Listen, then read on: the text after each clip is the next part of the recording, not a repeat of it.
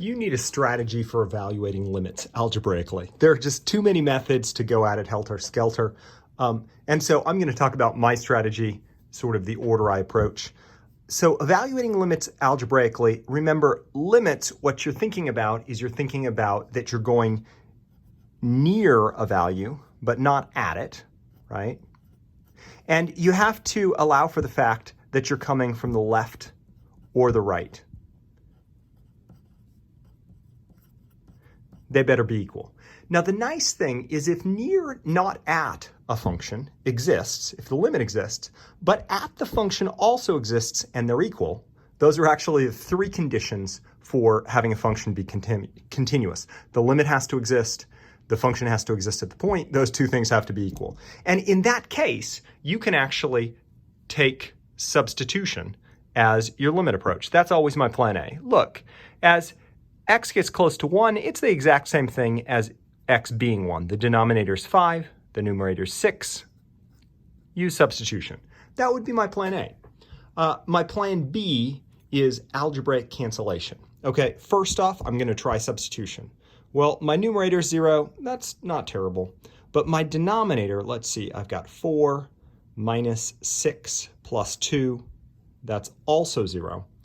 That's called an indeterminate form, 0 over 0. That doesn't mean it's undefined here because we're near, not at, but it says we can't use substitution, okay? So what am I going to do?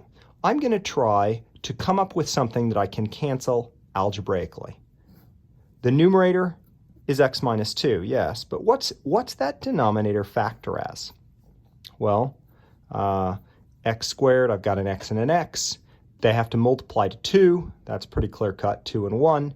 If you make those negative, let's check the cross term. Negative 2 times x times negative 1 gives me negative 3. So this is how it factors.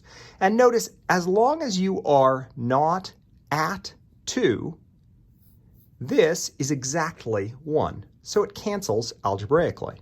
The numerator, if you cancel that, just has a 1 left. You have to write your limit. I haven't applied the limit yet. And the denominator is x minus 1. Now that's nice because here we're back in the substitution camp. That's always where I'm sort of headed back to. As x goes to 2, my numerator is of course still 1. My denominator is 2 minus 1, or 1. 1/1 is 1, okay? So let's look at another one that's algebraic cancellation. Okay, so what's happening here? This is like 2 over, this is going to like plus and minus infinity, depending on whether you're coming to the left or the right. That's bad news. Minus, well, this thing also, it's 8 over 4 minus 4, also plus or minus infinity. That's concerning, right? Infinity minus infinity is an indeterminate form. Okay, so what I'm going to try and do is I'm going to try and use algebra to combine them. If you have one fraction, I've got a better shot at doing algebraic cancellation. So let's see. X squared minus 4.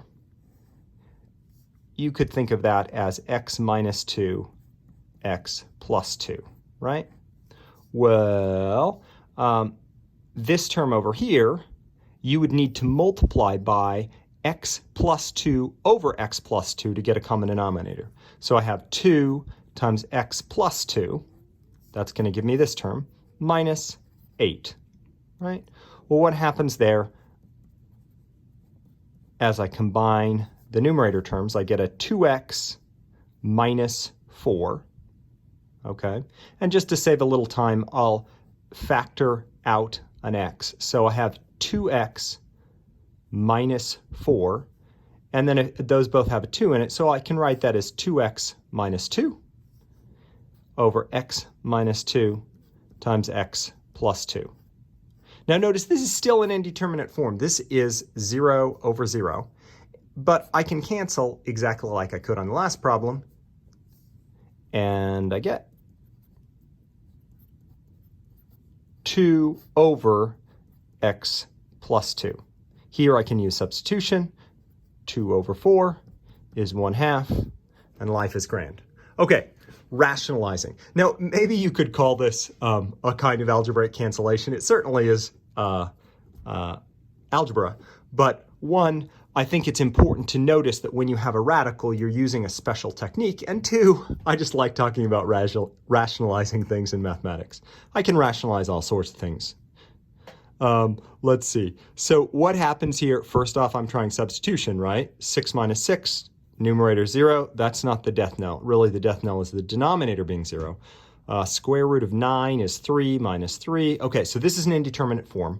What do I do about that? Well, because I have that square root of something minus something else, here's the technique that I use. I multiply by the conjugate. The conjugate is the same square root term plus the thing outside the square root term. Now this works in the numerator or the denominator. It'll get rid of the radical wherever you're working. And in fact, it would even work if you have radicals in both terms. But here's the beauty of the conjugate. What happens in the denominator, now we're sort of shifting our mess to the numerator, but such is life, okay? What's happening here is the radical times itself just gets us x plus 6. The conjugate makes the cross terms cancel, right? The root times 3 and the negative 3 times the root cancel each other perfectly. And then we get minus 9, okay? Up in the numerator, I have 2x minus 6 times root x plus 6 plus 3. Now you might want to distribute that, but after you've done a number of these problems, you'll see usually you're not going to want to distribute that. Just keep it factored out, because in fact what I'm looking for is a common term to factor. And my denominator is x minus 3, so that's kind of what I'm looking for to factor in the numerator. It shows up here, so life is going to be better for me if I actually keep it factored. That's just something that comes with experience, knowing when to factor and when to distribute. These terms cancel algebraically, back to plan B. And interestingly enough, then we're back to plan A. Because 2 certainly makes sense to use substitution. Square root of x plus 6 plus 3 makes sense to use cancellation. And we just have a 1 in the denominator. So what do we have? I have 2 times the square root of 9, 3 plus 3, and that limit is 12.